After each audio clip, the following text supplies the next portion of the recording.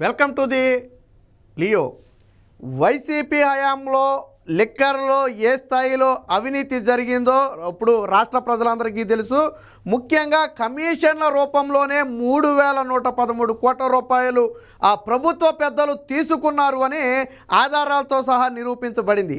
అయితే అసలు 3,000 కోట్ల రూపాయలు ఎలా చేతులు మారాయి? అదేమి 100 కాదు, 1000 కాదు, 1,00,000 కాదు, కోటి కాదు, చూసి చూడకుండా చేతులు మారటానికి మొత్తం కూడా క్యాష్ రూపంలోనే చేతులు మారింది. ఇక్కడ నగదు రూపంలో ఆన్లైన్ డిజిటల్ పేమెంట్స్ ఏవి కూడా జరగలేదు.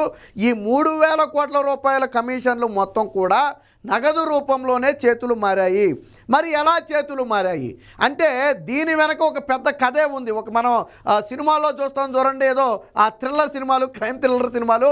అలాగే అవినీతి కూడా ఒక రకంగా నాకు తెలిసి ఎవరైనా డైరెక్టర్ దృష్టి పెడితే మరి దీని మీద సినిమా తీయొచ్చు. అవినీతిని ఎంత చాకచక్యంగా ఆ మూడో కంటికి తెలియకుండా చేయొచ్చు అనేది మరి దీన్ని చూస్తే అర్థమవుతుంది. అయితే అసలు దీని వెనక ప్రధానంగా వినిపిస్తున్న పేరు కసిరెడ్డి రాజశేఖర్ రెడ్డి. ఈ పేరు సాధారణంగా ఇప్పటి వరకు మీరెవరు విని ఉండకపోవచ్చు. ఎందుకంటే ఎప్పుడూ కూడా తెర ముందు కనపడే వ్యక్తి కాదు. ఆ వ్యక్తి కసిరెడ్డి రాజశేఖర్ రెడ్డి అని కనపడినా మనం గుర్తుపట్టలేం. ఎందుకంటే ఎప్పుడూ కూడా తెర వెనకే ఉండే వ్యక్తి. A to Z లిక్కర్లో సంబంధించి కమిషన్ల వ్యవహారంలో ఏ రూపాయి ఏ నేతకు చేరుతుంది, ఏ నేతకు చేరాలి అనేది తెలిసిన ఏకైక వ్యక్తి కసిరెడ్డి రాజశేఖర్ రెడ్డి. పోలీసులు విచారణలో డిస్టిలరీ యజమానులు చెప్పే వాస్తవాలు వింటే వాళ్ళే కాసేపు మైండ్ బ్లాక్ అయ్యి షాక్ అయిపోయారు. ఎందుకంటే వాళ్ళు ఎలా ఎన్నో స్కాములు చూస్తుంటారు. సో ఇది అంతకు మించిన స్కామ్. ఇది ఎంత చాకచక్యంగా చేశారు అంటే నేను అందుకనే అన్న ఇది ఒక థ్రిల్లర్ సినిమాను తలపించే విధంగా ఉంటుందని. కసిరెడ్డి రాజశేఖర్ రెడ్డి అనే వ్యక్తి తెర వెనక మొత్తం చక్రం తిప్పితే డిస్టిలరీ యజమానులతో బేరసారాలు మాట్లాడే వ్యక్తి కసిరెడ్డి రాజశేఖర్ రెడ్డికి అనుచరుడైనటువంటి ప్రకాష్ అనే వ్యక్తి. ఈ వ్యక్తి కూడా ఎవరికీ తెలియదు. వీళ్ళిద్దరి మొహాలు ఎప్పుడూ కూడా కనపడవు. సాధారణంగా ఇక్కడ ఒకసారి కనపడిన వాడు రెండోసారి కనపడడు. ఎప్పుడు వినపడేవాడు అసలు ఎప్పుడూ కనపడడు. ఎప్పుడు వినపడేవాడంటే ప్రకాష్. ఎప్పుడైనా సరే డీలింగ్ చేసే వ్యక్తి ప్రకాష్ అనే వ్యక్తి డీల్ చేస్తాడు.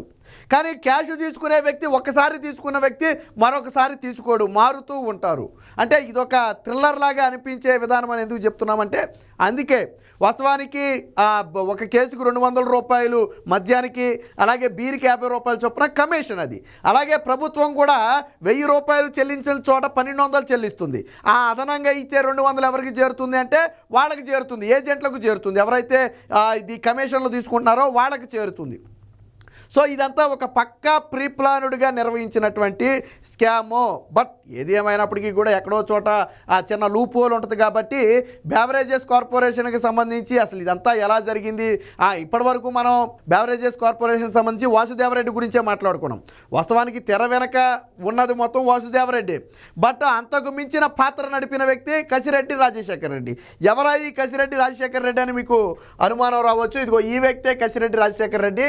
ఈ ఫోటో ఎప్పుడుదంటే జగన్మోహన్ రెడ్డి 2019లో విజయం సాధించిన తర్వాత తన ఇంట్లో విజయసాయి రెడ్డిని అలింగనం చేసుకునే సమయం నాటి ఫోటో ఇది. అప్పటికే ఉన్నటువంటి వ్యక్తి కసిరెడ్డి రాజశేఖర్ రెడ్డి. సో ఈయన జగన్మోహన్ రెడ్డికి ముఖ్య అనుచరుడు. ఇదిగో ఇప్పుడు మనం చూస్తున్న ఫోటో ఇదే. ఈయనకి వైసీపీలోని పలు కీలక నేతలతో కూడా సంబంధాలు ఉన్నాయి. బట్ ఎప్పుడూ కూడా తెర ముందు కనపడడు ఈ వ్యక్తి కసిరెడ్డి రాజశేఖర్ రెడ్డి. ఇప్పటివరకు మీకు కూడా తెలిసి ఉండదు. కానీ నడిపే వ్యవహారం లిక్కర్కు సంబంధించిన ప్రతి రూపాయి, అందులో పైగా కసిరెడ్డి రాజశేఖర్ రెడ్డి ఏమీ ఇది కాదు, మళ్ళీ తిన బ్రాండ్లు కూడా అమ్మేసుకున్నాడు అందులో పెట్టి. ఎందుకంటే అసలు మాట్లాడి షాపుల్లో పెట్టేదే కసిరెడ్డి రాజశేఖర్ రెడ్డి కదా.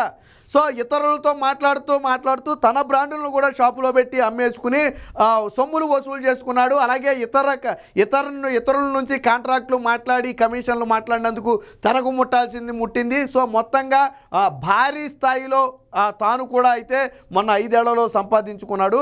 ఇది మొత్తం కూడా ఒక వ్యూహం ప్రకారం చేసినటువంటి స్కామే.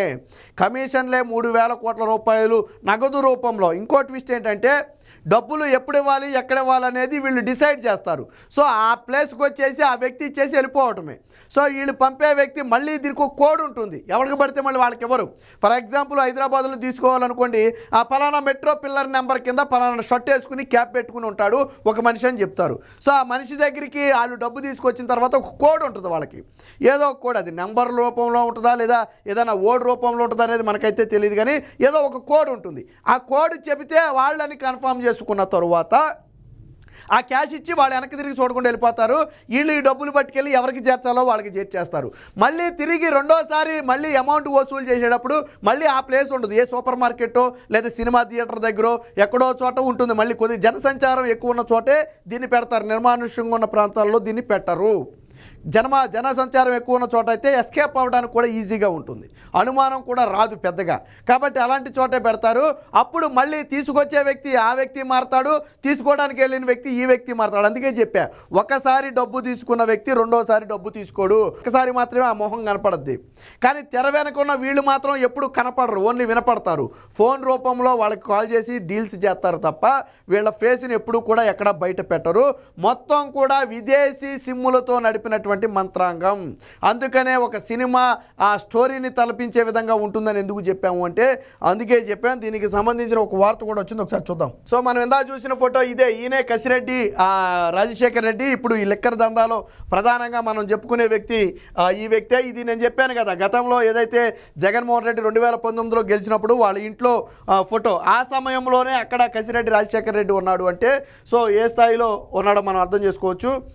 సో ఇదిగో ఇక్కడ కూడా చూడవచ్చు, ఈ వ్యక్తి కూడా ఆ వ్యక్తే, కసిరెడ్డి రాజశేఖర్ రెడ్డి. బొత్స సత్యనారాయణ పక్కన నిలబడినటువంటి ఈ వ్యక్తే కసిరెడ్డి రాజశేఖర్ రెడ్డి. అంటే వైసీపీలోని పలువురు నేతలతో సంబంధాలు ఉన్నాయి.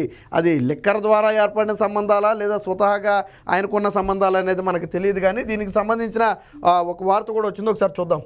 ఒక కిక్కు కథ, థ్రిల్లర్ స్టోరీ, హవాలాదారి మాఫియా మాదిరి. జగన్ హయాంలో నడిచిన కమిషన్ చిత్రం. తెర వెనక సూత్రధారి కసిరెడ్డి రాజశేఖర్ రెడ్డి. ఆయన ఆధ్వర్యంలోనే మద్యం కమిషన్లు వసూలు, కంపెనీ ప్రతినిధులతో ప్రకాష్ కాలింగ్. ఎవరి ప్రకాష్ అంటే కసిరెడ్డి రాజశేఖర్ రెడ్డికి అనుచరుడు. అతడు బెంగళూరుకు చెందిన వ్యక్తిగా చెబుతుంటారు. సో మనకైతే తెలీదు. విదేశీ సిమ్ములతోనే మొత్తం మంత్రాంగం. ఇది ఎంత చాకచక్యంగా చేశారంటే ఈ వ్యవహారం మొత్తం కూడా విదేశీ సిమ్ములతోనే నిర్వహించడం జరిగింది. ప్లేసు టైము ఫిక్స్ చేసి నగదు మార్పిడి, ఎవరో వస్తారు తీసుకుని వెళతారు, అంతిమంగా చేరేది నాటి సర్కారు పెద్దలకే.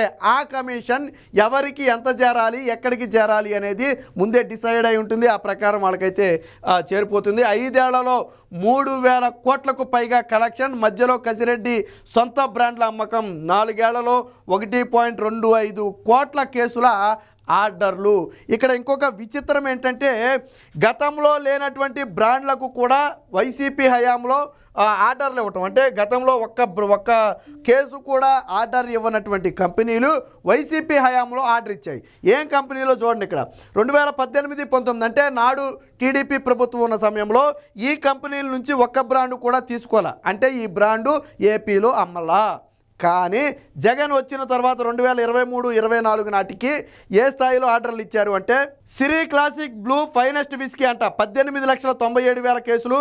అలాగే గ్రేసెన్స్ సిల్వర్ సేఫ్టీ ఒరిజినల్ విస్కీ 16,92,000 కేసులు. Royal palace brandy 15,71,000. అలాగే old timer blue classic whisky 14,57,000. గ్రేసెన్స్ కింగ్స్వెల్ సెలెక్ట్ బ్రాందీ 11,28,000. అంటే 2018-19లో ఒక్క కేసు కూడా అమ్మనటువంటి ఈ కంపెనీలు ఇప్పుడు లక్షల్లో కేసులను అమ్మాయి, ఆర్డర్లు తీసుకున్నాయి. అంటే అది జగన్మోహన్ రెడ్డి వారికి కట్టబెట్టింది. ఎందుకంటే వీళ్ళు ఇచ్చే కమిషన్. ఇందులో కొన్నిటిని మళ్ళీ వైసీపీ నేతలు బెదిరించి భయపెట్టి వాళ్ళు చేసుకున్నారు. కొన్ని కంపెనీలను, కొన్ని డిస్టిలరీ కంపెనీలను వాళ్ళు బెదిరించి భయపెట్టి తీసేసుకుని అందులో వాళ్ళ బ్రాండ్ తయారు చేసి అమ్ముకున్నారు. అది వేరు. వీళ్ళు ఇచ్చే కమిషన్లకు వీళ్లకు అత్యధిక ఆర్డర్లు కేటాయించారు. దీంతోపాటు కసిరెడ్డి కూడా కొంత ఆ కమిషన్లు తన బ్రాండ్లు కూడా అమ్ముకోవడం జరిగింది. సో ఇక్కడ చూడండి, ఒకసారి కనిపించిన వాళ్ళు మడి కనిపించడు, ప్రతిసారి వినిపించేవాడు అసలు ఎప్పుడూ కనిపించడు. మొత్తం చక్రం తిప్పే వ్యక్తి ఎప్పటికీ తెర వెనకే ఉంటాడు. డబ్బు సంచులు మాత్రం మారుతూనే ఉంటాయి, చేరాల్సిన వారికి చేరుతూనే ఉంటాయి. ఇది వైసీపీ హయాంలో 5 ఏళ్ల పాటు సాగిన కమిషన్ల కిక్కు కదా. ఇందులో థ్రిల్లర్ సినిమాలకు మించిన సీన్లు, మాఫియాను మించిన వ్యూహాలు, అటు మాఫియా ఇటు హవాలా కలగలిపి సాగిన ఈ దందా మొత్తాన్ని కూడా సైలెంట్గా నడిపించిన వ్యక్తి పేరే కసిరెడ్డి రాజశేఖర్ రెడ్డి. ఇందాక ఎవరినైతే మనం ఫోటోలో చూపించామో ఈ వ్యక్తే ఈ మొత్తానికి కూడా వ్యూహం చేశాడు. విదేశీ సిమ్ములు వాడటం కానివ్వండి, నగదుని తీసుకునే సందర్భంలో కానివ్వండి, ఒక మనిషి రావడం, కోడ్ చెప్పడం, తీసుకోవడం కానివ్వండి, మళ్ళీ దాన్ని చేరాల్సిన చోటకి చేర్చడం కానివ్వండి, కాలింగ్ మొత్తం వేరొక వ్యక్తితో మాట్లాడించడం కానివ్వండి, ఇలా 1 కాదు 2 కాదు అన్ని రకాలుగా. అంటే ప్రభుత్వ పెద్దల ఇన్వాల్వ్మెంటు డైరెక్ట్గా లేకుండా మొత్తం నడిపిన వ్యక్తి ఎవరయ్యా అంటే కసిరెడ్డి రాజశేఖర్ రెడ్డి. అంటే కమిషన్లు మొత్తం కూడా ఇప్పుడు మనం చెప్పుకునే 3,113 కోట్ల రూపాయలు కమిషన్లు మొత్తం కూడా ఎవరి ద్వారా వైసీపీ నేతల చేతికి చేరాయి అంటే కసిరెడ్డి రాజశేఖర్ రెడ్డి ద్వారా చేరాయి. సో అంటే తెర వెనక ఉన్నటువంటి ఒక వ్యక్తి ఈరోజు వేల కోట్ల ఆ స్కామ్కి ప్రధాన ఆద్యుడిగా మారాడు. జగన్మోహన్ రెడ్డికి ప్రధాన అనుచరుడు ఈ వ్యక్తి అని చాలామందికి తెలీదు. చాలామంది ఏమనుకుంటున్నారంటే కసిరెడ్డి రాజశేఖర రెడ్డి ఈ పేరు కూడా చెప్పి మాట్లాడేప్పుడు సో ఏదో ఒక కోడ్ నేమ్తో మాట్లాడతారు. అందరూ ఎవరో ఒక వ్యక్తిని ఎవరో ఒకరు మాట్లాడిస్తున్నారు అనుకుంటున్నారు. కానీ అసలు ఈయన ప్రధానంగా జగన్మోహన్ రెడ్డికి అనుచరుడు అనే విషయం చాలామందికి తెలియదు. జగన్మోహన్ రెడ్డి కూడా అంత పెచ్చోడేం కాదు. ఇలాంటి వ్యవహారాల్లో తనకి నమ్మకస్తుల్ని అనుచరుల్ని మాత్రమే పెట్టుకుంటాడు తప్ప ఎవరికి పడితే అలాంటి వాళ్ళకి ఇలాంటి వ్యవహారాలన్నీ కూడా కట్టబెట్టడు. మనం ఆల్రెడీ నేను చెప్పా 2019లో జగన్మోహన్ రెడ్డి గెలిచిన సందర్భంలో ఫలితాల రోజు ఆ ఇంట్లో ఉన్నటువంటి వ్యక్తి కసిరెడ్డి రాజశేఖర్ రెడ్డి. సో అంటే జగన్మోహన్ రెడ్డి అనుచరుడు కాబట్టి ఆ రోజు జగన్మోహన్ రెడ్డి ఇంట్లో ఆ వ్యక్తి ఉన్నాడు. అంతే తప్ప అనుచరుడు కాని వ్యక్తులు అయితే ఉండరు కదా. రెండోది ఎప్పుడు పెద్దగా బయట కనపడాడు. చూడండి, ఒకటి అరా కనపడినా ఇప్పుడు మనం చూసాం కాబట్టి గుర్తుపట్టాం, లేకపోతే ఆ వ్యక్తి ఎవరో మనకు తెలియదు.